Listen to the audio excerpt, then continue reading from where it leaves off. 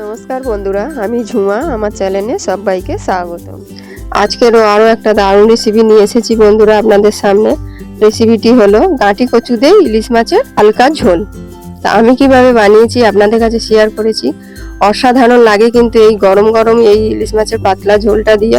আপনারাও এইভাবে বাড়িতে বানিয়ে খেয়ে দেখুন বন্ধু, আশা করি আপনাদেরও ভালো লাগবে। আর ভালো লাগলে বন্ধুরা লাইক শেয়ার কমেন্ট করতে ভুলবেন না। আমি এখানে ইলিশ মাছ নিয়েছি, আমি এখানে লেজা সমেত নিয়েছি, মোট 5 পিস হয়েছে টোটাল। আমি এখন মাছটাকে নুন আর হলুদ ভালো করে মাখিয়ে নেব। আমি মাছটাকে তার আগে আমি ভালো করে কেটে ধুয়ে নিয়েছি।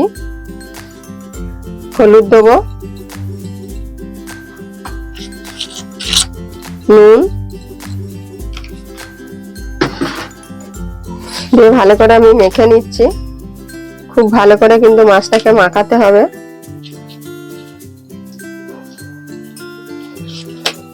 এই ইলিশ মাছ কিন্তু খেতে কিন্তু খুব অসাধারণ বন্ধুরা, আমরা সবাই জানি। কিন্তু আজকের আমি এই গাঁটি কচু নিয়েছি।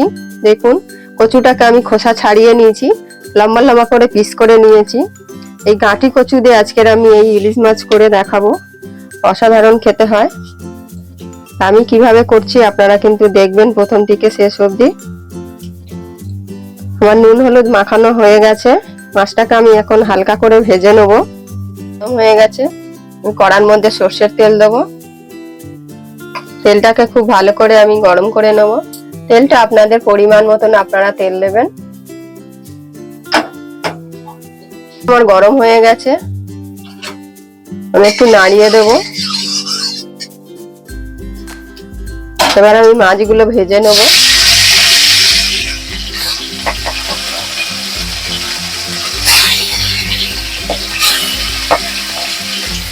মাছগুলো আমি উল্টে দেব।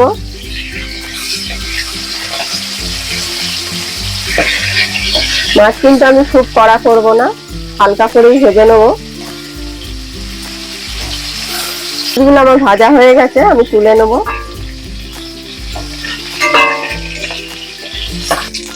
এই তেলের মধ্যেই আমি কচুগুলো ভেজে নেব।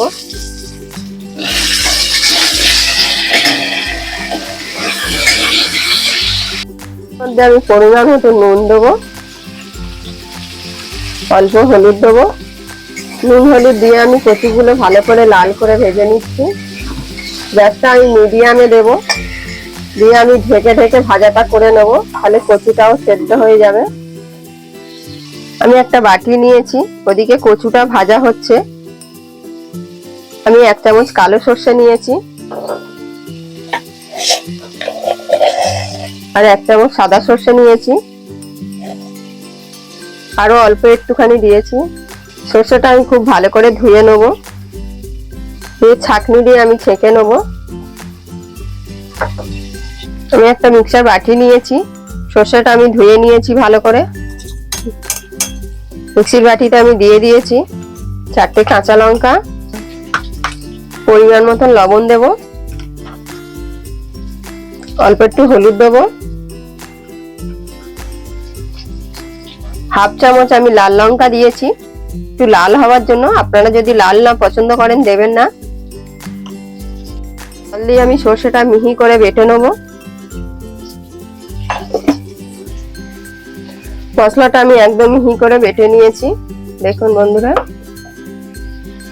এদিকে আমার কচুটা ভাজা হয়ে গেছে। কচুটা আমি তুলে নেব এখন। আমি এই তেলের মধ্যেই আমি আরো অল্প তেল দেবো। তেলটা আমি হালকা গরম করে নেব।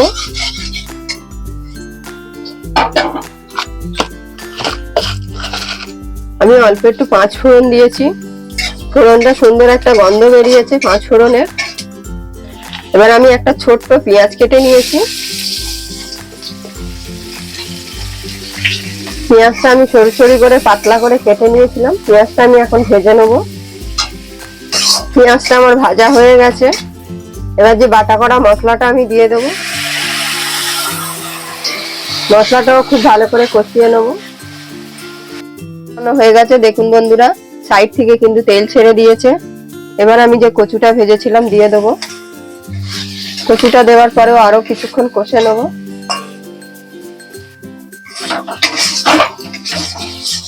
কচুটা দিয়েছি, দেওয়ার পরেও এবার কষিয়ে নেব আরো কিছুক্ষণ। খুব ভালো করে আমি কষিয়ে নিয়েছি বন্ধুরা, দেখুন আবার তেল ছেড়ে দিয়েছে। এবার আমি পরিমাণ মতন জল দেবো, আমি এটা মশলার জল দিচ্ছি।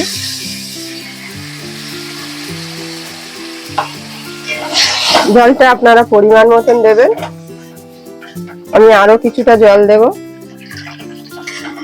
আমি আমার পরিমাণ জল দিয়ে দিয়েছি বন্ধুরা। কচুটা যাতে সেদ্ধ হবে, আমি দুটো কাঁচা লঙ্কা দিয়ে দেবো। গ্যাসটা এখন আমি মিডিয়াম করে আমি এখন কিছুক্ষণ ঢেকে দেবো, যতক্ষণ না কচুটা সেদ্ধ হবে পুরোপুরি। এখন খুলে নেবো। মাঝখানে